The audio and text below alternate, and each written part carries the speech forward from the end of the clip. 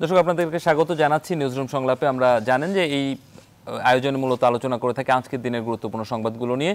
তবে সেই সংবাদগুলোর মধ্যে আজকে সবচেয়ে বেশি গুরুত্ব আমরা যেটিকে দিব সেটি হচ্ছে সাংবাদিক নাজমুল, যাকে গ্রেপ্তার করা হয়েছে এবং সেটির সেই বিষয়টি নিয়ে কিন্তু ইতিমধ্যে সাংবাদিক সমাজে বেশ বিক্ষোভ হচ্ছে এবং তার প্রতিবাদে নানা রকম আয়োজন চলছে। সেসব বিষয়গুলো নিয়েও আলোচনা থাকবে। তবে তার আগে আমরা জানিয়ে দিব আজকে শিরোনামগুলো।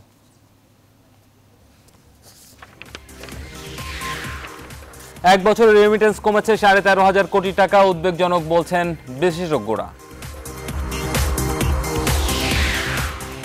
জলবায়ু পরিবর্তনের ঝুঁকি মোকাবেলায় প্রতিশ্রুতি পালন করুন, আন্তর্জাতিক সম্প্রদায়ের প্রতি প্রধানমন্ত্রীর আহ্বান। নিরপেক্ষ সার্চ কমিটি না হলে প্রত্যাখ্যান বলছেন ফখরুল, রাষ্ট্রপতির সিদ্ধান্তই চূড়ান্ত, মন্তব্য ওবায়দুল কাদেরের। 48 ঘন্টার মধ্যে সাংবাদিক নাজমুল হুদাকে মুক্তি না দিলে কঠোর আন্দোলনের ঘোষণা সংবাদকর্মীদের। এবং হোয়াইট হাউসের শেষ দিন কাটল ওবামার, ট্রাম্পের প্রবেশের প্রস্তুতি চলছে। দর্শক আপনারা সংবাদ শিরোনামগুলো দেখলেন। আমরা আরো বেশ কয়েকটি টেলিভিশনের সংবাদ শিরোনাম দেখব, তবে তার আগে আমাদের যারা অতিথিরা রয়েছেন তাদের সঙ্গে পরিচয় করে দিচ্ছি।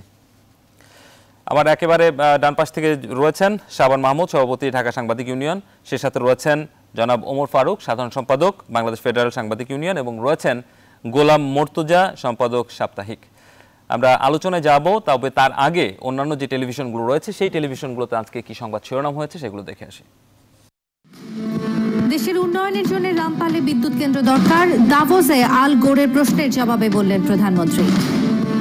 রয়্যাল বেঙ্গল টাইগার আর সুন্দরবন, আমরা সুন্দরবন ও রয়্যাল বেঙ্গল টাইগার নিয়ে অত্যন্ত সতর্ক। এই প্রকল্প তাদের উপর কোনো বিরূপ প্রতিক্রিয়া ফেলবে না। আমি বুঝি না মানুষ কেন কয়লা প্রকল্প নিয়ে কথা বলে। নতুন নির্বাচন কমিশন নিরপেক্ষ না হলে মানবে না বিএনপি, নতুন আন্দোলনের হুঁশিয়ারি।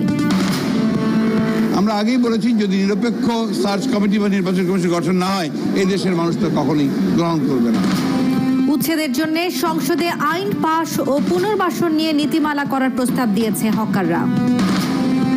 আমাদের কোনো কিছু নাই, বউ বাচ্চা নেই, আমরা বহুত কষ্টে আছি, লেখাপড়া করছে বাচ্চাদের। সন্ধ্যা 8টা-9টার পরে বসতে, 8টা-9টার পরে কাস্টমার কি রোডে থাকে?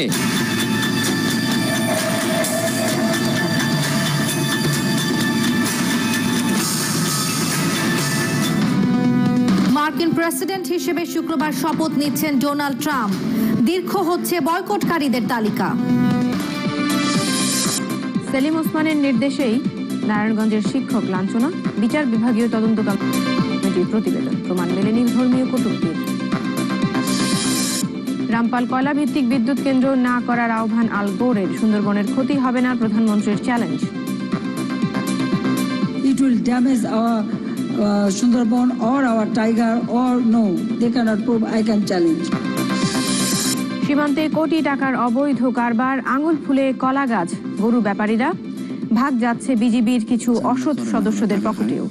আসে না, দেখা যায় আমরা চাইতেছি মাঠে আসে না। রাশিয়ার পরমাণু অস্ত্রের লাগাম টানতে ট্রাম্পের প্রতি ওবামার শেষ নসিহত, তবুও প্রেসিডেন্টের অভিষেক ঘিরে বর্ণাঢ্য আয়োজন। রামপাল নিয়ে আল গোরকে প্রধানমন্ত্রীর চ্যালেঞ্জ।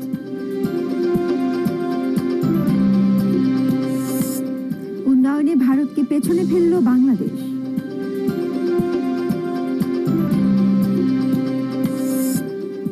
ট্রাম্পের শপথকাল, হোয়াইট হাউসে ওবামার শেষ দিন আজ। ধর্মের নামে সন্ত্রাস করছে স্বাধীনতা বিরোধীরা, বললেন রাষ্ট্রপতি। জন্মবার্ষিকীতে জিয়াউর রহমানের সমাধিতে বেগম জিয়া।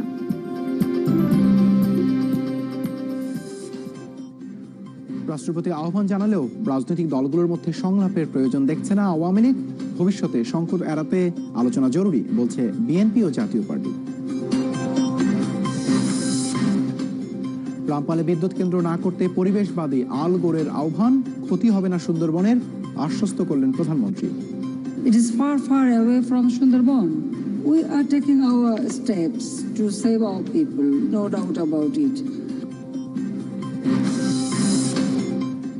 মৌলবাদ সাম্প্রদায়িক অপশক্তি প্রতিরোধে বাংলাদেশ বিশ্বে অনুকরণীয় বললেন রাষ্ট্রপতি। ঘাতক দালাল নির্মূল কমিটির সম্মেলন উদ্বোধন। ফুট ওভার ব্রিজ থাকলেও রাজধানীর বিভিন্ন পয়েন্টে ঝুঁকি নিয়ে চলে রাস্তা পারাপার। সঠিক স্থান নির্ধারণের পাশাপাশি প্রয়োজন সচেতনতা। ক্ষমতার পালাবদলে হোয়াইট হাউস ছাড়ছেন ওবামা। কাল ট্রাম্পের শপথ ঘিরে নানা প্রস্তুতি, মার্কিনীদের বিক্ষোভের শঙ্কা। দর্শক, আমরা আজকের দিনে বিভিন্ন টেলিভিশনে যে প্রচারিত যে সংবাদ শিরোনাম সেগুলো দেখলাম। তবে যেটি আগেই জানিয়েছিলাম যে সাংবাদিকদের উপর হামলা মামলার যে ভয়গুলো সচরাচর আমরা বিভিন্ন সময় দেখে থাকি, তারই ধারাবাহিকতায় আমরা দেখতে পেলাম যে সাংবাদিক নাজমুল হুদার উপরে যেই এখন যেই ঘটনাটি ঘটেছে, অর্থাৎ তাকে একটি অপরাধের বিষয়ে বলা হচ্ছে যে তিনি উস্কানি দিয়েছেন গার্মেন্টস শ্রমিকদের, এবং সেরকম একটি অভিযোগ এনে তাকে আসলে আটক করে রাখা হয়েছে। তো সেই বিষয়গুলো নিয়ে আজকে আলোচনা করব। শুরুতেই আমি একটু জনাব শাবান মাহমুদ আপনার কাছে যেতে চাই। সেটি হচ্ছে, এই ধরনের ঘটনা আমরা প্রায়ই দেখি, এর আগেও আমরা দেখেছি বিভিন্ন সময় সাংবাদিকদের উপর নানাভাবে হামলা অত্যাচার হয়েছে সংবাদ সংগ্রহের সময়, কিন্তু এ ধরনের একটি ঘটনা শুধুমাত্র বলা হচ্ছে যে উস্কানি দেওয়ার চেষ্টা করা হচ্ছে একটা খবরের মাধ্যমে। তো এই রকম একটি বিষয়ের উপরে বেস করে একজনকে এভাবে গ্রেপ্তার করাটা আসলে কতখানি যৌক্তিক বলে আপনি মনে করেন, বা আইন আসলে কি বলে? আইনি ব্যাখ্যায় গেলে বলতে হবে যে যদি এ ধরনের উস্কানি দেওয়ার মতো কোনো ঘটনা ঘটে, তাহলে অবশ্যই এটি সংশ্লিষ্ট স্বরাষ্ট্র মন্ত্রণালয়ের যে আইন শৃঙ্খলা রক্ষাকারী বাহিনী আছে তাদের নজরে আসবে।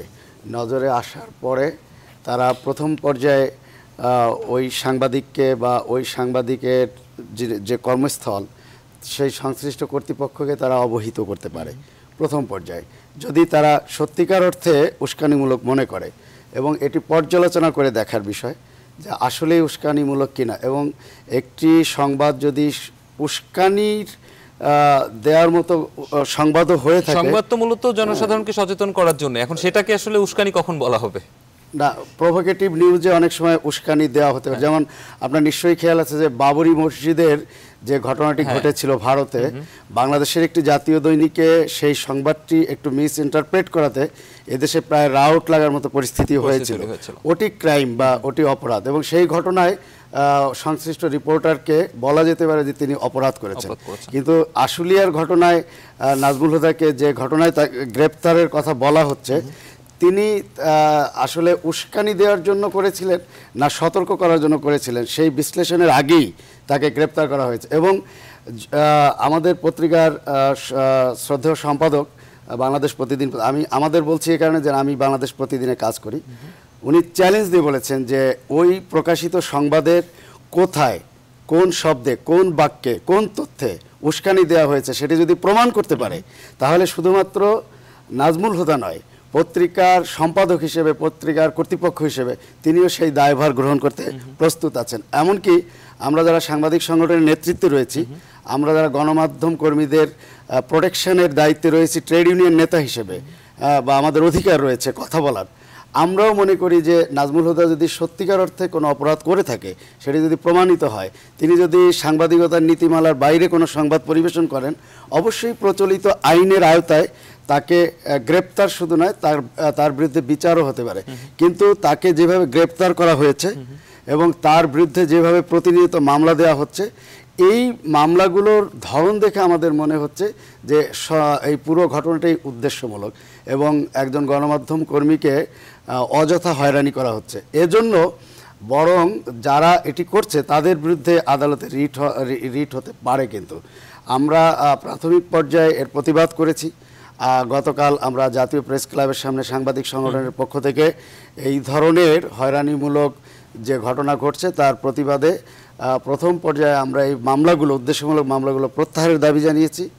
আর আমরা একই সমাবেশে বলেছি যে সত্যিকার অর্থে যদি অপরাধী হয়ে থাকে নাজমুল হুদা, তিনি যদি সাংবাদিকতার নীতিমালা ভঙ্গ করে শুধুমাত্র একটি উস্কানি দেওয়ার জন্য, পরিস্থিতি অস্থির করার জন্য, ব্যাড ইন্টেনশন থেকে যদি কোনো সংবাদ পরিবেশন করে, তাহলে অবশ্যই তিনি রাষ্ট্রের নাগরিক হিসেবে প্রসিডিউরটা মেনে যাতে কাজটা করা হয়। কিন্তু এখন যেই প্রসিডিউরে বা যেভাবে আসলে তাকে আটক করা হয়েছে, আমরা জানি যে এই ধরনের ঘটনা ঘটে সাধারণত সংবাদপত্রে যিনি বার্তা সম্পাদক থাকেন বা সম্পাদক থাকেন, হ্যাঁ, তাদের বিরুদ্ধেও বিষয়গুলো যায়। কিন্তু এখানে সেরকম আমাদের কাছে মনে হয়েছে যে পুরো ঘটনাই সাজানো, পুরো ঘটনাই উদ্দেশ্যমূলক এবং পুরো ঘটনাই নাজমুল হুদাকে হয়রানির, এবং এটি সিম্বলিক অর্থে, প্রতীকী অর্থে নাজমুল হুদা, বাট সারা বাংলাদেশেই যেখানেই অন্যায়ের বিরুদ্ধে সাংবাদিকরা সাহসী এবং সোচ্চার ভূমিকা রাখছে, আমরা সাংবাদিক নেতা হিসেবে পর্যবেক্ষণ করছি, সেখানেই এ ধরনের কখনো পুলিশের পক্ষ থেকে, কখনো ব্যবসায়ী মহলের পক্ষ থেকে, কখনো অদৃশ্য স্বার্থান্বেষী মহলের পক্ষ থেকে সাংবাদিকদের উপরে এ ধরনের হয়রানির ঘটনা ঘটছে। অর্থাৎ বাংলাদেশে এখন একটি নির্বাচিত গণতান্ত্রিক সরকার রয়েছে। এই সরকারের আমলে এই ঘটনাগুলো দেখে মনে হচ্ছে যে নির্বাচিত গণতান্ত্রিক সরকারের আমলেও যে কিছু স্বৈরাচারী কর্মকাণ্ড ঘটছে তারই প্রমাণ এই ঘটনাগুলো। আমরা এর প্রতিবাদ জানিয়েছি এবং আমরা এই প্রতিবাদ অব্যাহত রাখতে চাই এবং আমরা বলতে চাই যে গণমাধ্যম কর্মীদের উপরে এ ধরনের অযথা হয়রানি এটি চলবে না, এটি চলতে পারে না, এটি সংবিধান পারমিট করে না, এটি আইন পারমিট করে না এবং কোনো অবস্থাতেই এটি আমরা মনে করি যে পুলিশ বিভাগের যে প্রচলিত আইন রয়েছে সেই আইনি ধারাতেও এভাবে একজন রাষ্ট্রের নাগরিককে, সাধারণ নাগরিককে, সাংবাদিকতা তো তার পেশা, কিন্তু তিনি তো এদেশের একজন নাগরিক, কোনো নাগরিককে এভাবে অযথা হয়রানির কোনো সুযোগ নেই, আইনি ধারাই নেই। এমনকি 54 ধারায়ও যে ডিকটেশনগুলো আছে সেখানেও কোনো নাগরিককে গ্রেপ্তারের আগে অন্ততপক্ষে একাধিক যে নির্দেশনা ফলো করার বিষয় রয়েছে, এই নাজমুল হুদাকে গ্রেপ্তারের ক্ষেত্রে তা ফলো করা হয়নি বলে আমরা মনে করি। জনাব ওমর ফারুক, আপনাকে জানতে চাই যে এই যে ঘটনাটা একজন সাংবাদিকের সঙ্গেই ঘটলো, মানে আমরা তো জানি যে সাংবাদিকরা মোটামুটি সচেতন মহলের মধ্যে একটা বিশেষ অংশ, তো এক্ষেত্রে সাধারণ মানুষের ক্ষেত্রে আসলে কি হয় বা সাধারণ মানুষরা আসলে কিভাবে সাফার হয়? যে পুলিশ সদস্যরা যে আমরা দেখি যে গ্রেপ্তার বা বিভিন্ন সময় আটকের যে ঘটনাগুলো ঘটে, তো সেখানে আসলে সাধারণ মানুষরা তাহলে কোথায় যাবে? ধন্যবাদ আপনাকে। ওই সাধারণ মানুষরা যেভাবে হয়রানির শিকার হয়, এইগুলো তো আমরা সাংবাদিকরাও কর্তৃপক্ষের নজরে আনতে ব্যর্থ হই, একেবারেই আমরা আমাদের পক্ষে সম্ভব হয় না। তবে 2-4টা যে তুলে আনা হয় না তা নয়। বরিশালে যে লেমনের উপরে যে নির্যাতন করা হয়েছিল, তার যে পায়ে গুলি করে তার পা শেষ পর্যন্ত কেটে ফেলে দেওয়া হয়েছিল, সেই ছেলেটির বিরুদ্ধেও এরকম অনেকগুলি মামলা দেওয়া হয়েছিল। হ্যাঁ, তো এটা হচ্ছে সাধারণ মানুষ হিসাবে লেমন পাশ দিয়ে হেঁটে যাওয়ার সময় তার উপরে এই অত্যাচারটা করা হয়েছে। তো সাংবাদিক হিসাবে নাজমুল হুদার উপরে যেটা করা হয়েছে, আমরা কিন্তু এটা বেশ কয়েকদিন ধরে ঘটনাটা ঘটছে, বেশ কয়েকদিন আগে আমরা বাংলাদেশ ফেডারেল সাংবাদিক ইউনিয়ন, ঢাকা সাংবাদিক ইউনিয়ন, আমরা এতদিন এটাকে আমরা অতটা গুরুত্ব দিয়ে দেখিনি। আমরা মনে করেছি হয়তো নাজমুল হুদা অন্যায় করেও থাকতে পারে, কিন্তু যখন আমরা দেখলাম যে একের পর এক ওর বিরুদ্ধে মামলা দেওয়া হচ্ছে, তখনই আমাদের নজরে আসলো এবং আমরা ভাবলাম যে এইভাবে তো অপরাধী হইতে পারে না একজন সাংবাদিক। তখন আমার মনে হলো যে সাভারে 2001 সালের ঘটনা, আরেকজন সাংবাদিককে একটি প্রভাবশালী মহলের নির্দেশনায় ঘর থেকে ধরে নিয়ে যায় এবং তাকে এই হাতে একটা অস্ত্র দিয়ে ছবি তুলে তারপরে তাকে নিয়ে অত্যাচার করে এবং তার বিরুদ্ধে অনেকগুলি একের পর এক অনেকগুলি মামলা দেওয়া হয়। সেই সময় আমি ঢাকা সাংবাদিক ইউনিয়নের সাধারণ সম্পাদক ছিলাম। আমরা শেষ আন্দোলন সংগ্রাম করেছি রাজপথে এবং তাকে শেষ পর্যন্ত তৎকালীন সিএমএম শাহেদ নুরুদ্দিন, আমার মনে আছে যে উনি তাকে বেকসুর খালাস দিয়েছিলেন সেই মামলা ইয়েতে। আমার সেই ঘটনাটাই এই নাজমুল হুদার ক্ষেত্রে মনে হচ্ছে যে তাকে বিশেষ মহলের নির্দেশনায় তাকে হয়রানি করার জন্য তাকে, এবং ওখানে আরও যারা গণমাধ্যম কর্মী আছে তারা যেন সাহস করে এই প্রভাবশালী মহলের নানা অপকর্মের বিরুদ্ধে যাতে কখনোই কলম ধরতে সাহস না পায়, সেটা দমানোর জন্য কিন্তু এই ঘটনাটা ঘটানো হয়েছে। জনাব গোলাম মর্তুজা, আপনার কাছে আসতে চাই, সেটা হচ্ছে এই যে এই ধরনের ঘটনাগুলো যখন ঘটে আসলে সেটার ইম্প্যাক্টটা কি হয়? যেমন আমরা জানি যে আমাদের বিভিন্ন যে পত্রপত্রিকা রয়েছে, তারপরে টেলিভিশন রয়েছে, তাদের একদম মাঠ পর্যায়ে যারা সাংবাদিকরা কাজ করেন, তো সেখানে যদি একটা থানার ওসির কাছে যদি আসলে এভাবে জিম্মি হয়ে যায় একজন সাংবাদিক বা এই ধরনের ঘটনা যদি ঘটে, সেটা আসলে ইম্প্যাক্টটা কি হয় আসলে এই সব জায়গাগুলোতে? এটার ইম্প্যাক্টটা যারা ঘটনাটা ঘটায়, ঘটনার মূল উদ্দেশ্যটা থাকে যে ওই অঞ্চলে যারা নানা রকমের অপকর্ম করছেন, নানা রকমের অপরাধমূলক কর্মকাণ্ডের সঙ্গে নিজেরা সম্পৃক্ত, সেই সম্পৃক্তটা সাধারণ জনমানুষ তো সাধারণত প্রতিবাদ করতে পারেন না। এই অপকর্ম যারা করেন তাদের ছোটোখাটোভাবে কিছুটা প্রতিবন্ধকতা তৈরি করেন গণমাধ্যম কর্মীরা।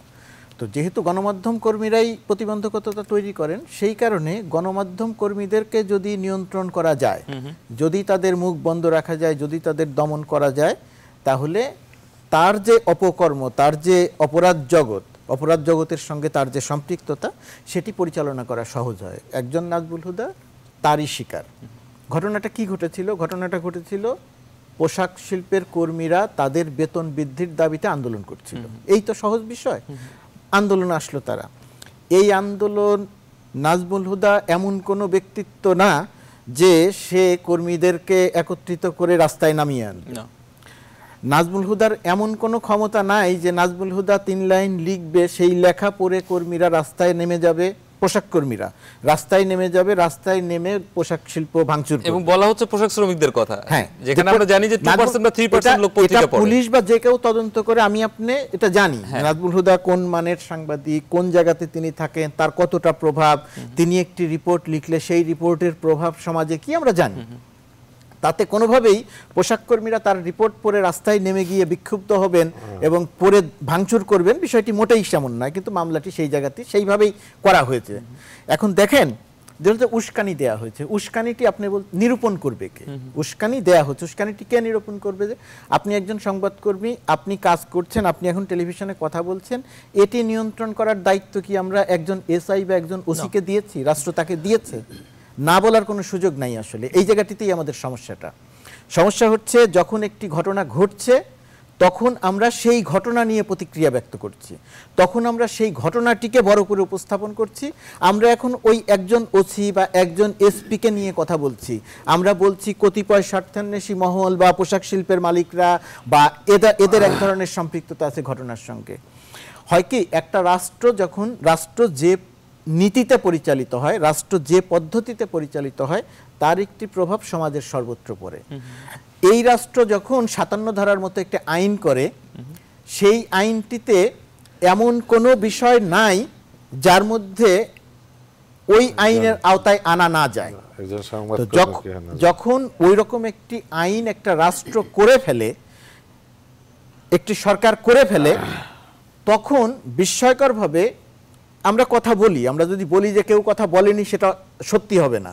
কিন্তু এত বড় একটি কালো আইন করার প্রেক্ষিতে গণমাধ্যম কর্মী যে যার অবস্থানে আছেন, এখানে নেতৃবৃন্দ আছেন, তাদেরকে উদ্দেশ্য করেও বলছি, যে যার অবস্থানে, এখানে আমারও দুর্বলতা আছে, আমারও ব্যর্থতা আছে একজন গণমাধ্যম ক্ষুদ্র কর্মী হিসেবে, যে যার অবস্থান থেকে যে দায়িত্ব আমাদের পালন করা উচিত ছিল, পালন করার দরকার ছিল, প্রয়োজন ছিল, আমরা কেউ সেই দায়িত্ব পালন করিনি। আমরা বলবো যে হ্যাঁ, আমি প্রতিবাদ করেছি, আমি একটা লেখা লিখেছিলাম, আমি হয়তো আপনাদের টেলিভিশনে এসেই কথা বলেছিলাম, আমি যারা মানববন্ধন একটা মানববন্ধন করেছিলেন সেখানে দাঁড়িয়েছিলাম, অনেকেই অনেক কিছু করেছেন, সামষ্টিক উদ্যোগটা অনেকেই অনেক কিছু করেছেন। কিন্তু একটি আইনের বিরুদ্ধে সেই আইনটি যে কত খারাপ, সেই আইনটি যে শুধুমাত্র গণমাধ্যম না, মত প্রকাশ তো গণমাধ্যম কর্মীরা কাজ করেন, কিন্তু মত প্রকাশের অধিকার তো 16 কোটি মানুষের, মত প্রকাশের এই সুবিধাটা তো পান 16 কোটি মানুষ।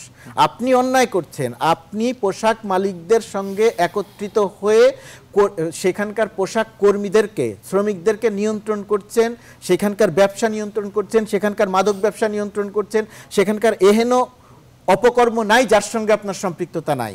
এখন গণমাধ্যম সেই সংবাদটি প্রকাশ করবে, তার প্রেক্ষিতে আপনি গণমাধ্যম ওই কর্মীকে কিছু বলতে পারবেন না। কিন্তু আপনার হাতে যেহেতু 57 ধারার মতো আইন আছে, এটি আবার রাষ্ট্র করে দিয়েছে, তাকে এই সুযোগটা দিয়েছে, যে কারণে সে করছে কি, যে কোনো কিছুতেই সে পেঁচিয়ে এনে সাংবাদিকের বিরুদ্ধে ব্যবস্থা নিচ্ছে। এবং ব্যবস্থা নেওয়ার ক্ষেত্রে অত্যন্ত দুর্ভাগ্যজনক বিষয় আমাদের যে সরকার যারা পরিচালনা করছেন, সরকারের সর্বস্তরেরই বলা যায় যে এক ধরনের হয় প্রত্যক্ষ অথবা পরোক্ষ, হয় মৌন বা অন্য যে কোনো ভাবেই হোক, একটা সমর্থন থেকে যাচ্ছে। যদি সমর্থন না থেকে যায়, আমাদের এই জায়গাটা মানে পরিষ্কার হতে হবে, যদি সমর্থন না থেকে যায়, একজন গণমাধ্যম কর্মীকে একজন ওসি কোনো অবস্থাতেই এইভাবে একের পর এক মামলা দিয়ে হেনস্থা করতে পারে না। আমাদের আন্দোলন, আমাদের প্রতিবাদ যদি শুধুমাত্র একজন ওসির জায়গায় গিয়ে থেকে যায়, তাহলে বুঝতে হবে যে আমরা নিজেরাও অনেক কিছু আড়াল করে অন্য বিষয়কে সামনে আনছি বা ছোট বিষয়কে সামনে আনছি। বিষয়টি মোটেই ছোট নয়। এই আন্দোলনটি হওয়া দরকার সামগ্রিকভাবে। একটা রাষ্ট্র যে নীতিতে পরিচালিত হচ্ছে, সেই নীতির বিরুদ্ধে কথা বলা দরকার। আমার, আপনার বা যারই রাজনৈতিক পরিচয় যাই থাকুক না কেন, সমর্থন যাই থাকুক না কেন, সমর্থন থাকতেই পারে। মুক্তিযুদ্ধের পক্ষের একটি সরকার, সেই সরকারের পক্ষে আপনার সমর্থন থাকতেই পারে, আমার সমর্থন থাকতেই পারে।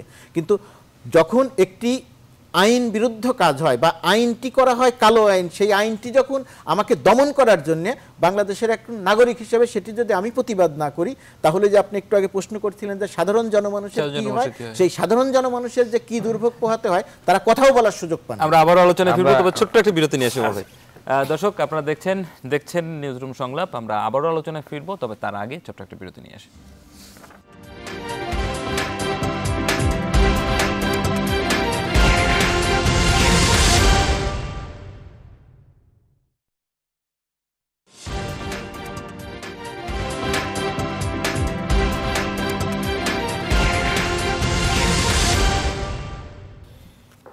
দর্শক আবারও স্বাগত নিউজরুম সংলাপে। আবার আলোচনায় ফিরবো আমরা। এবার শাবান মাহমুদ আপনার কাছে আসতে চাই। সেটি হচ্ছে যে আন্দোলনটা হচ্ছে এখানে, যেমনটি জনাব গোলাম মর্তুজা বলছিলেন যে এটি একটা সামগ্রিকতার দিকে এর আগেও যখন আমরা নানাভাবে যখন 57 ধারাটি এসেছে, তাহলে ওমর ফারুক ভাই আপনার কাছে দিয়ে আসতে চাই সেই বিষয়টা। কথা আমি বলতে চাচ্ছিলাম, মুর্তজা ভাই অনেক কথা বলছেন, তো ওনার হয়তো স্মরণ নাই। আমরা কিন্তু এই আইনটি যখন করা হয়, এই আইনটি করার আগে বেশ কিছু সংলাপের আয়োজন করা হয়েছিল আইনটি সম্পর্কে। আমরা সব এখানে বেশ কিছু ধারার বিরুদ্ধে কিন্তু আমরা কথা বলেছি, আমরা লিখিত দিয়েছিলাম, কিন্তু সেটি সংশ্লিষ্ট কর্তৃপক্ষ যারা আইন প্রণয়ন করেছেন ফাইনালি যখন চূড়ান্ত রূপ দিয়েছেন, তখন কিন্তু এটা গ্রহণ করা হয়নি। এর আগে আমার আরেকটা আইনের ব্যাপারে আমার কথা আছে, সেটা হলো শ্রম আইন 2006। এটা যখন বিএনপি আমলে এই আইনটি করা হয়, এই আইনটি করার আগেও আমরা কিন্তু অনেকগুলি মতামত দিয়েছিলাম। সেখানে বঙ্গবন্ধুর আমলে তৈরি news paper employee services contribution act 1974, ওই আইনটি বাতিল করে দিয়ে শ্রম আইন 2006 করা হয়। ওইটার সময় আমরা কিন্তু অনেক পরামর্শ দিয়েছিলাম এবং আমরা ওই আইনটি বাতিল না করার জন্য বলেছিলাম।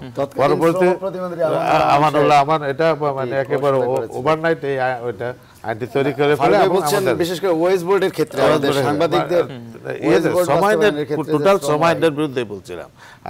এরকম সব করতে ইসরাফিল সাহেব যখন শ্রম বিষয়ক সংসদীয় কমিটির যখন সভাপতি, তখনও আমাদেরকে ডেকেছিলেন। আমরা কিন্তু এই আইন কানুনের বিষয়ে আমাদেরকে অনেক, আমার বিশেষ করে আমাদের সংশ্লিষ্ট শ্রম সংক্রান্ত শ্রম ঘন শিল্প যেগুলো আছে, সেই শিল্প সম্পর্কে যেসব আইন তৈরি করা হয়েছে, সেই আইনগুলি সম্পর্কে আমাদের অনেক মতামত চেয়েছিলেন। আমরা কিন্তু সেই মতামতগুলি দিয়েছিলাম, কিন্তু কোনো গ্রহণ হয় না। আমরা কি পারি?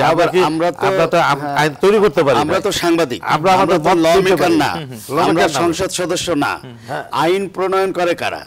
সংসদ সদস্যরা সংসদে আইন প্রণেতা হিসেবে আইন প্রণয়ন করে। সেই জায়গায় কিন্তু আমাদের কোনো ভূমিকা রাখার সুযোগ নেই।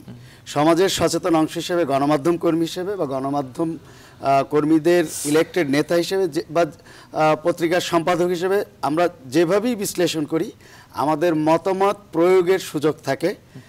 এই আইন প্রণয়নের আগে বিভিন্ন ক্রস সেকশন অফ পিপুলদের যখন মতামত গ্রহণ করা হয়, তো সেই জায়গায় তো ফারুক ভাই বললেন যে আমরা স্পষ্টভাবে 57 ধারার আমরা এটি প্রতিবাদ করেছি। আবার এটি যখন আইন আকারে চলে আসছে, এটি প্রত্যাহারের জন্য আমরা বলে আসছি, কন্টিনিউয়াসলি আমরা মুভমেন্ট করছি। আমরা সভা, এর বাইরে তো আমাদের প্ল্যাটফর্ম নেই।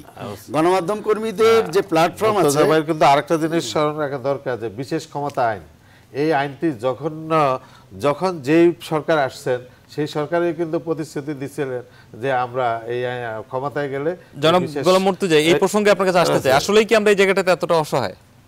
দেখেন, যে কথাটি বলা হচ্ছে 57 ধারার যখন হয়, তখন ফারুক ভাই যে কথাটি বলছেন যে তারা কথা বলেছেন, তারা প্রতিবাদ করেছেন, আমি কিন্তু আমার কথায় বলি নাই যে তারা কথা বলেন নাই, তারা প্রতিবাদ করেন নাই বা বিশেষ ক্ষমতায় না। আর আমার বক্তব্যটা খুব পরিষ্কার, বাংলাদেশে এমন না যে গত 8 বছর ধরেই সাংবাদিকরা শুধুমাত্র নিপীড়ন নির্যাতনের শিকার, দীর্ঘদিনের। হ্যাঁ, বাংলাদেশের এর আগে বিএনপি জামাত জোট সরকার যখন ক্ষমতায় থেকেছে, তখন সাংবাদিকদের কিভাবে নিপীড়ন নির্যাতন করা হয়েছে, কতজন সাংবাদিক হত্যাকাণ্ডের শিকার হয়েছে, সব আমরা জানি।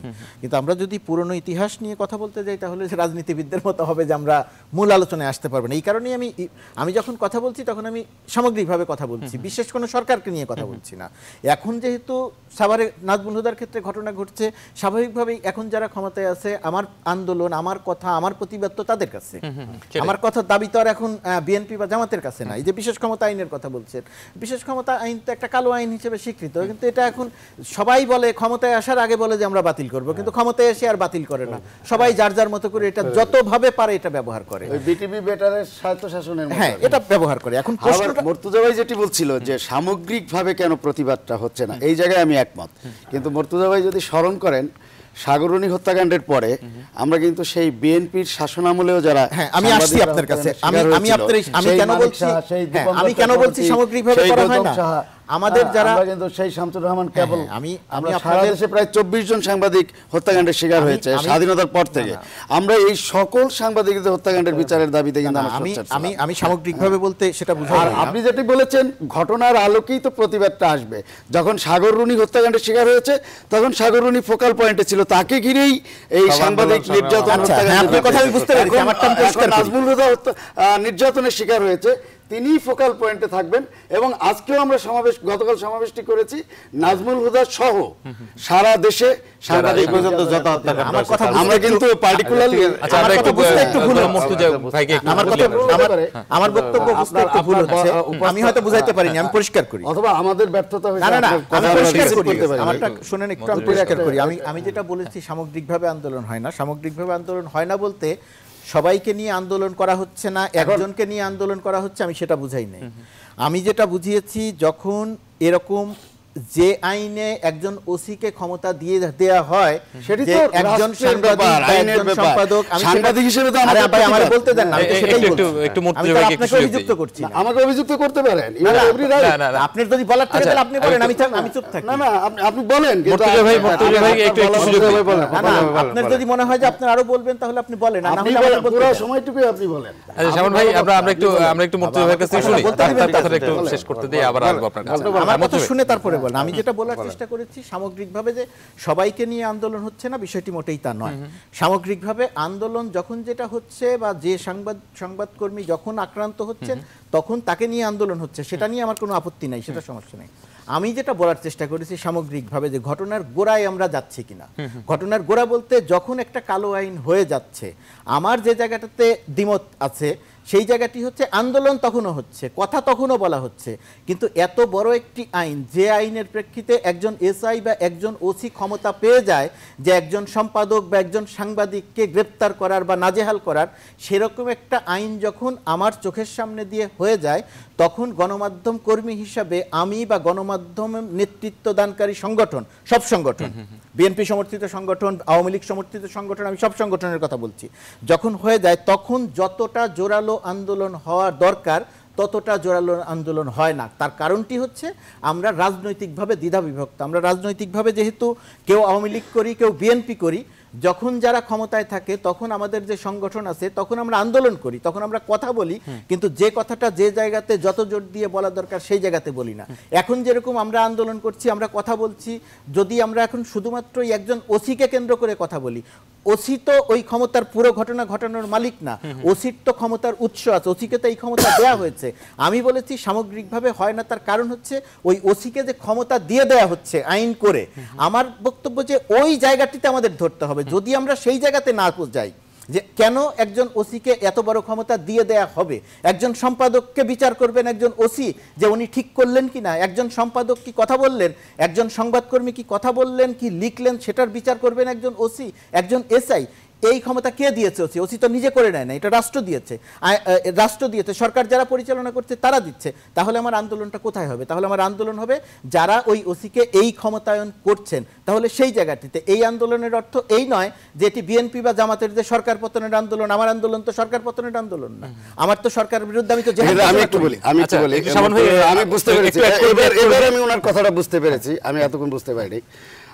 আমার বুঝতে যদি ভুল না হয়, এখানে ওসির বিরুদ্ধে নয়, কোনো বিশেষ নির্দিষ্ট ব্যক্তির বিরুদ্ধে নয়, আমাদের বক্তব্য, সাংবাদিক সংগঠনের বক্তব্য হচ্ছে যেটি আমরা গতকাল সমাবেশে বলার চেষ্টা করেছি যে হ্যাঁ, মুর্তজা ভাই যে কথা বলেছেন যে এরকম একটি আইন হয়েছে, কিন্তু আশুলিয়া থানার ওসি সাহেব সেই আইনেরও অপব্যবহার করেছেন, সেই আইনেরও অপপ্রয়োগ ঘটিয়েছেন। সুনির্দিষ্টভাবে এই অভিযোগগুলো আমাদের কাছে মনে হয়েছে, প্রতীয়মান হয়েছে।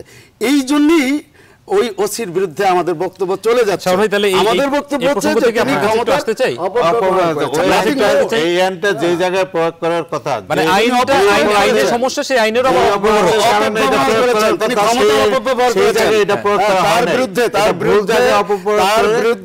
যদি আমরা ওসির কারণে উনি বারবার বলার চেষ্টা করছেন যে সার্বিকভাবে কেন আমরা একজন ওসির দোষের জন্য তিনিই দায়ী থাকবেন, তার জন্য পুরো পুলিশ বিভাগকে আমরা দায়ী করতে পারি না।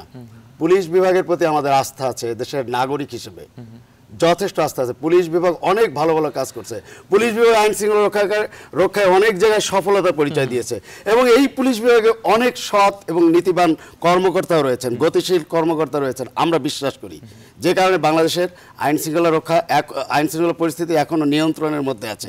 অনেক বিচ্ছিন্ন ঘটনা ঘটছে, তারপরেও আমরা রাষ্ট্রের নাগরিক হিসেবে পুরোপুরি সন্তোষ প্রকাশ না করলেও আস্থা রাখতে পারি। কিন্তু যারা এই ক্ষমতার অপপ্রয়োগ করছে, যারা উদ্দেশ্যমূলকভাবে তাদের পজিশনকে ব্যবহার করে একজন সাধারণ নাগরিকের বিরুদ্ধে নির্যাতনমূলক, হয়রানিমূলক ঘটনা ঘটাচ্ছে, অবশ্যই তাকে আমরা টার্গেট করব, অবশ্যই তার বিরুদ্ধে আমরা কথা বলবো। এটি কেবলমাত্র আশুলিয়া থানার ওসি নয়, এটি কেবলমাত্র কোনো ব্যক্তি নয়, এটি একটি সিস্টেমের বিরুদ্ধে, এটি একটি ক্ষমতার অপব্যবহারকারীর বিরুদ্ধে। এই জায়গায় আমাদের অভিভাবক ভাই আপনার কাছে আসতে চাই, যে কথাটি মর্তুজা ভাই বলছিলেন এবং এখানে শাবান মাহমুদ ভাই কিছু বিষয় বলেছেন যে এটি সিস্টেমের বিরুদ্ধে, তো এই যে আন্দোলনটা হচ্ছে সেটি কি আসলে ওই সামগ্রিকতার দিকে যাচ্ছে? আর আপনাদের যে আমরা তো যারা সংগঠনের নেতৃত্ব দেই, আমরা এটা সামগ্রিকভাবে করার চেষ্টা করি, কিন্তু ঘটনা হচ্ছে যে আমাদের মধ্যে নানা ধরনের বিভ্রান্তি আছে। যেমন আজকে নাজমুল হুদা বাংলাদেশ প্রতিদিনের প্রতিনিধি, দায়িত্ব শুধু বাংলাদেশ প্রতিদিনের সংবাদকর্মীদেরই কি? না, সমগ্র আপনি ডাকলে পাবেন না। আমাদের মধ্যে আজকে যদি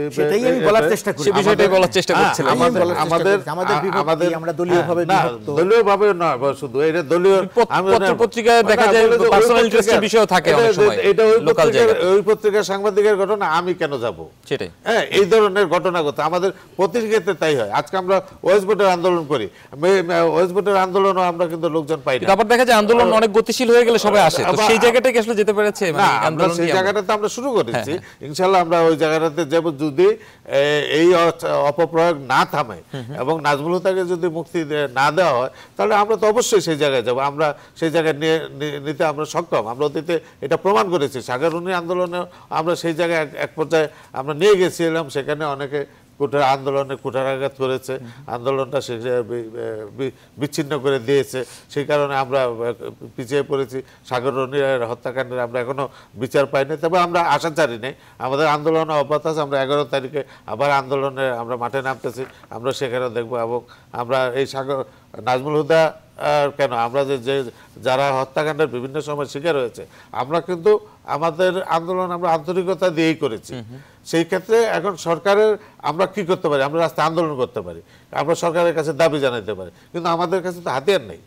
আমরা তো হাতিয়ার নিয়ে কোনো এগিয়ে করতে পারবো না, আমরা কাউকে ধরে নিয়ে যেতে পারবো না। আমাদের তো আরেকটু মানে যেটা বলার চেষ্টা করা হচ্ছিল, আরো জোরালো ভাবে কিভাবে করা যায় সেই প্রক্রিয়াগুলো বা সেই জায়গাগুলো আমরা খুঁজে বের করার চেষ্টা করবো। আবার আলোচনায় ফিরবো, তবে ছোট্ট একটা বিরতি নিয়ে আসি। দর্শক, আপনারা দেখছেন নিউজরুম সংলাপ, আমরা আবারও আলোচনায় ফিরছি, তবে ছোট্ট একটা বিরতির পর।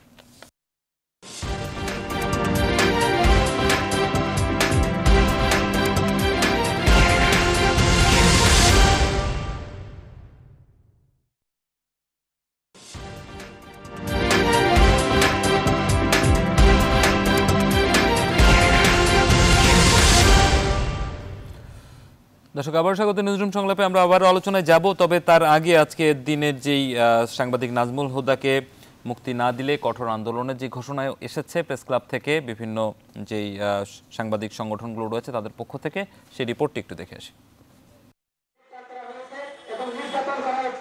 গত 23শে ডিসেম্বর বাংলাদেশ প্রতিনিধিদের সাভার প্রতিনিধি নাজমুল হুদাকে আটক করে আশুলিয়া থানা পুলিশ।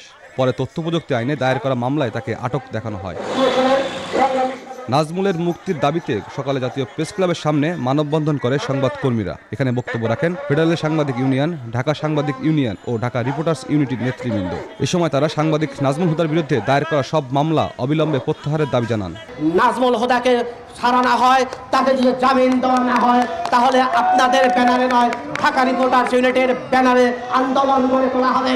সেই আন্দোলনে সাভার থানার ওসির পদত্যাগ না করা পর্যন্ত সেই আন্দোলন থাকবে না। অবিলম্বে নাজমুল হুদার মুক্তি দাবি করছি। তারা তাদের এই ওসিরে দিয়ে কাজ করাচ্ছেন, তাদের উদ্দেশ্য বলতে চাই যে আপনাদেরও মুখোশ খুলে দেওয়া হবে। কারণ আমরা সাংবাদিক, আপনারা জানেন আমরা অনেক কিছুই জানি, আমরা অনেক কিছু লিখতে পারি, আবার অনেক কিছু আমরা ইচ্ছা করেও লিখি না। কিন্তু যদি সাংবাদিকদের উপরে এভাবে নির্যাতন চলতে থাকে, আমরা কিন্তু বসে থাকবো না। মানববন্ধন থেকে ঘোষণা দেওয়া হয় 48 ঘন্টার মধ্যে নাজমুলকে মুক্তি না দিলে কঠোর আন্দোলনে যাবে সাংবাদিক সমাজ। 48 ঘন্টার মধ্যে যদি আমার নাজমুল হুদাকে মুক্তি দেওয়া না হয়, যদি আমার প্রিয় সাংবাদিক, আমাদের প্রিয় সাংবাদিক নাজমুল হুদার বিরুদ্ধে অন্যায়ভাবে দায়ের করা মিথ্যা মামলা প্রত্যাহার করা না হয়, আগামী রোববার জাতীয় প্রেস ক্লাবের সামনে সাংবাদিকরা অবরোধ করবেন, সমাবেশ করবেন, চূড়ান্ত কর্মসূচি ঘোষণা করবে। বন্ধুরা, একজন সাংবাদিককে ওই 57 ধারার অপব্যবহার করে গ্রেফতার করা হবে, এটা সাংবাদিক সমাজ মানবে না। মানববন্ধনে বক্তারা অবিলম্বে 57 ধারা বাতিলের দাবিও জানান।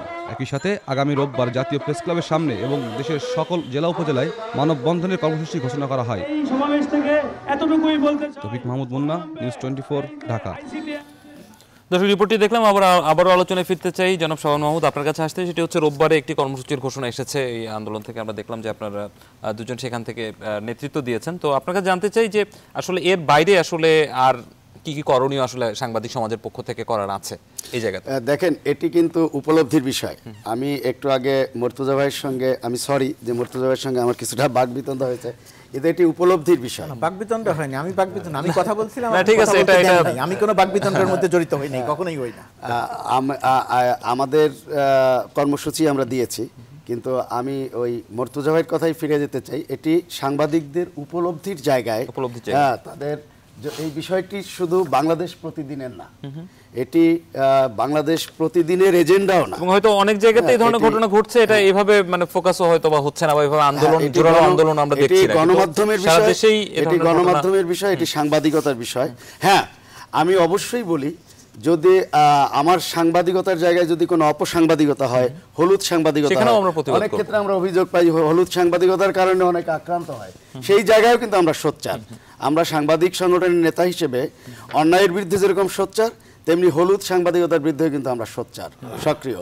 আমরা চাই সাংবাদিকতার নীতিমালার ভিত্তিতে পেশাগত মানে জায়গা থেকে সাংবাদিকরা তাদের সাংবাদিকতা করবে। গণমাধ্যম চলবে সম্পূর্ণভাবে একটি নীতিমালার ভিত্তিতে। গণমাধ্যম চলবে গণমানুষের কণ্ঠস্বর হিসেবে। গণমাধ্যম সবসময়ই মানে আমি মনে করি যে যা কিছু কল্যাণকর, ইতিবাচক, সেই দিকে নজর দেবে। গণমাধ্যম যে অনুসন্ধান করবে, সেই অনুসন্ধানেও মানে এদেশের জনগণের স্বার্থ সংশ্লিষ্ট থাকবে, রাষ্ট্রের উপকার হবে, সমাজের উপকার হবে।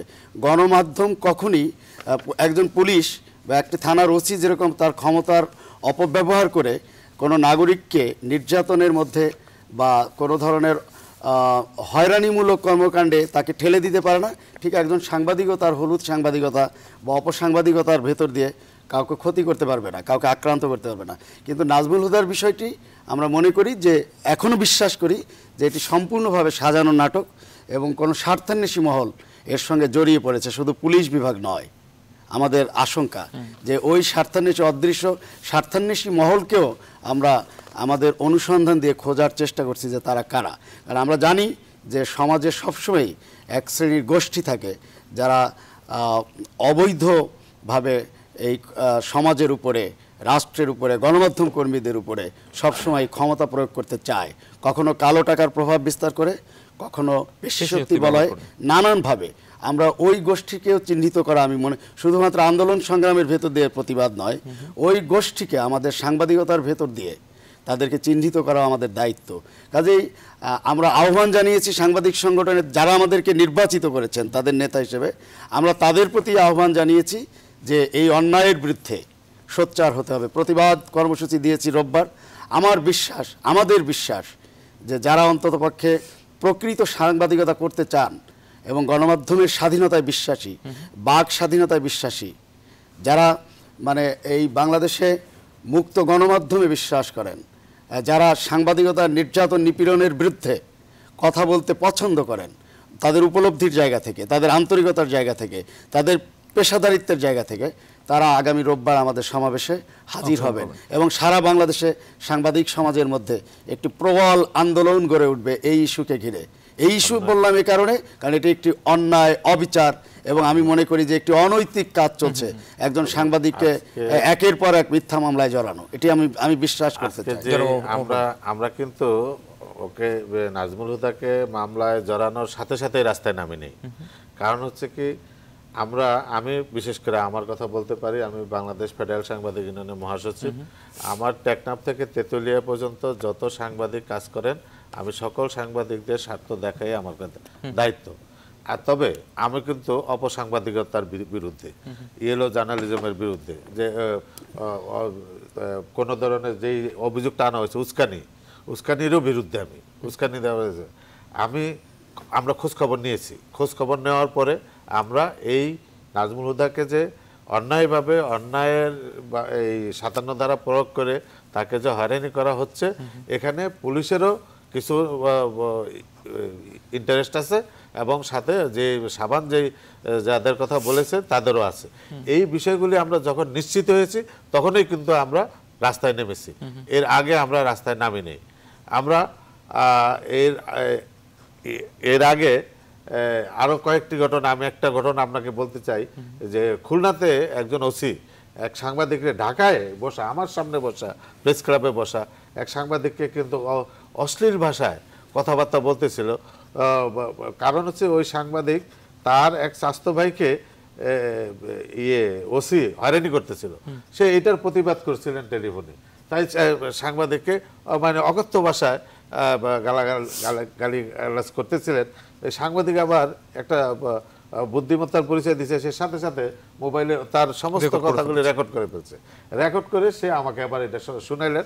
শোনানোর পরে আমি এই রেকর্ডটাই খুলনার এসপিকে আবার শুনিয়ে দিয়েছি। দেওয়ার সাথে সাথে কিন্তু খুলনার এসপি এবং খুলনার সাংবাদিকদেরও শুনেছি, তারা কিন্তু এই ব্যাপারে সোচ্চার হয়েছেন। সোচ্চার হওয়ার পরে কিন্তু এই ওসির কিন্তু উপযুক্ত সাজা হয়েছে। জনাব গোলাম মুর্তজা, এই প্রসঙ্গ থেকে আপনার কাছে আসতে চাই, এটিকে একটি ঘটনা না দেখে যেটি বলার চেষ্টা করছিলেন আপনি, সেই সামগ্রিকতার দিকে যদি আসলে নিয়ে যেতে হয় সেখানে আসলে করণীয়টি না। সামগ্রী এটা ভালো ব্যাপার যে নাজমুল হুদার গ্রেপ্তারের এই পর্যায়ে এসে একটা জোরালো আন্দোলনের কর্মসূচি আমরা দেখছি। এটি যে নেতৃবৃন্দ, সাংবাদিকদের যে সংগঠন যারা এই আন্দোলনটি করছেন তাদেরকে অবশ্যই অভিনন্দন জানাতে হবে। সঙ্গে একজন ক্ষুদ্র সংবাদকর্মী হিসেবে একটা আশঙ্কার বিষয় মাথার ভেতরে কাজ করে। সাগররনী হত্যার পরে সব সংগঠন একত্রিত হয়ে যে জোরালো আন্দোলনটি শুরু করেছিলেন, স্বীকার করি বা না করি সেই জায়গাতে তো আমরা ধরে রাখতে পারিনি, আমরা তো দেখিনি যে সেই জায়গাটি ধরে রাখা গেছে। যেহেতু সেই জায়গা, সাংবাদিকদের বড় শক্তি কি? সাংবাদিকদের বড় শক্তি যে তারা যে কোনো কথা বলতে পারেন, বলার সুযোগ পান, বলার প্ল্যাটফর্ম আছে। আবার সাংবাদিকদের একটা বড় দুর্বলতাও যে সাংবাদিকদের নিজেদের ভেতরে ঐক্যমত্য না থাকা, নানাভাবে বিভক্ত। পত্রিকার কথা বলেছেন, দলের কথা বলেছেন, আবার দলের ভেতরেও নানা উপদলের বিভক্তি, নানা রকমের বিভক্তি আছে, সেটা আলোচনা করার বিষয় না। আমি বলছি এটি সাংবাদিকদের বড় দুর্বলতা। না হলে সাগররনীর হত্যা মামলার যে গতিতে আন্দোলন শুরু হয়েছিল, সেই আন্দোলনটি যদি মাঝপথে স্থিমিত হয়ে না যেত, আবার এখনও মাঝে মধ্যে ছোটোখাটোভাবে কথা বলা হয়, কিন্তু সেটি তো আর ধরে রাখা যায়নি। ধরে না রাখার কারণে আলটিমেটলি সেই বিচার প্রক্রিয়াটি সম্ভবত আর দেখা গেল না। আশাবাদী হতে পারি যে আমরা একদিন হবে, কিন্তু বাস্তবতা সেটি বলে না। আমি বারবার যে কথাটি বলার চেষ্টা করছি সেটি কথাটি হচ্ছে এই জায়গাটাতে যে যখন আপনি একজন, ধরেন আমি একটি রিপোর্ট করলাম, আপনি একটি কথা বললেন, সেই রিপোর্ট বা সেই কথাটি দেশের স্বার্থ বিরোধী কিনা, উস্কানিমূলক কি উস্কানিমূলক না, সেটি বিচার বিবেচনা করার জন্যে রাষ্ট্রের একটা উইং থাকার কথা এবং সেটি আছে। তথ্য মন্ত্রণালয় আছে, আরও অনেক উইং আছে, সেখানে যোগ্য মানুষ আছেন। আপনার কথা মূল্যায়ন করার জন্য আপনার সমপর্যায়ের অথবা জ্ঞান বুদ্ধি পদমর্যাদাগত জায়গাতে আপনার উপরের কেউ সেটি মূল্যায়ন করবেন। আপনি আজকে একটি অন্যায় করলে আপনার উপরে যে নিউজ এডিটর আছেন বা চিফ রিপোর্টার আছেন বা প্রোগ্রামের যিনি হেড আছেন তিনি মূল্যায়ন করবেন। আপনার সঙ্গে যিনি কাজ করেন বা আপনারও যিনি জুনিয়র তিনি সেটা মূল্যায়ন করবেন না, করতে পারেন না। কিন্তু বাংলাদেশের এই 57 ধারা আরও অতীতে আরও নানাবিধ আইন হয়েছে বিভিন্ন সরকারের সময়, আমি এখন কথা বলছি। এই 57 ধারার মতো আইন এমন সুযোগ দেয়া হয়েছে যে আপনার জুনিয়র আপনাকে মূল্যায়ন করবেন, আপনার জুনিয়র আপনার ভুল ধরবেন এবং আপনার বিরুদ্ধে ব্যবস্থা নেবেন। তার কারণ হচ্ছে একজন সম্পাদকের বিরুদ্ধে একজন ওসি ব্যবস্থা নেওয়ার ক্ষমতাপ্রাপ্ত। আপনি বলতে পারেন যে হ্যাঁ সে ক্ষমতার অপব্যবহার করছে, কিন্তু আইন করে রাষ্ট্র তাকে এই ক্ষমতা দিয়েছে, এটি আমার আগে স্বীকার করতে হবে। আমি আগে স্বীকার করে তারপরে এখন আমাকে ঠিক করতে হবে, তাহলে আমার আন্দোলন বা প্রতিবাদ আন্দোলন, আমি আবারও বলছি আমার আন্দোলন মানে সাংবাদিকদের আন্দোলন মানে সরকার পতনের আন্দোলন নয়, সরকারের কাছে আন্দোলন, সরকারের যিনি থাকবেন তার কাছে আন্দোলন, যিনি তথ্য মন্ত্রণালয়ের দায়িত্ব থাকবেন তার কাছে আন্দোলন। তথ্য মন্ত্রণালয়ের কাছে কথা বললে যদি না হয় তাহলে আমার প্রধানমন্ত্রী বা দেশের প্রধান যিনি তার কাছে আমার প্রতিবাদ। আমার প্রতিবাদ মানে প্রধানমন্ত্রীর পদত্যাগ প্রতিবাদ না, আমার প্রতিবাদ মানে হলো আমার বিরুদ্ধে অন্যায় আচরণ করা হচ্ছে, আমার বিরুদ্ধে ব্যবস্থা নেওয়ার জন্য অন্যায় আইন করা হচ্ছে, সেই আইনটি আপনি করতে পারেন না, আইনের এই ধারাটি আপনি করতে পারেন না, আপনি এটি বাতিল করেন, সেই আন্দোলন। তো এখন সেই ক্ষেত্রে আমি যেটা বারবার বলার চেষ্টা করছি, তাহলে আমার আন্দোলনটা কোন জায়গাতে? আমার আন্দোলনটি হওয়া দরকার, আমার প্রতিবাদটি হওয়া দরকার যে মূল জায়গাতে আপনি একজন ওসিকে, আপনি একজন এসআইকে বা আপনি একজন এসপিকে, একজন সম্পাদককে গ্রেপ্তার করার, সম্পাদকের বিরুদ্ধে উস্কানি দিয়েছে, তিনি উস্কানি দিয়েছেন, ইহা বিচার করার দায়িত্ব একজন ওসির নাই, এই ক্ষমতা একজন ওসির থাকা উচিত নয়, কিন্তু রাষ্ট্র সেই ওসিকে ক্ষমতাটি দিয়েছে। এই জায়গাটির কথাই আমি বারবার করে বলার চেষ্টা করছি যে এই মূল্যায়নের জায়গাটি।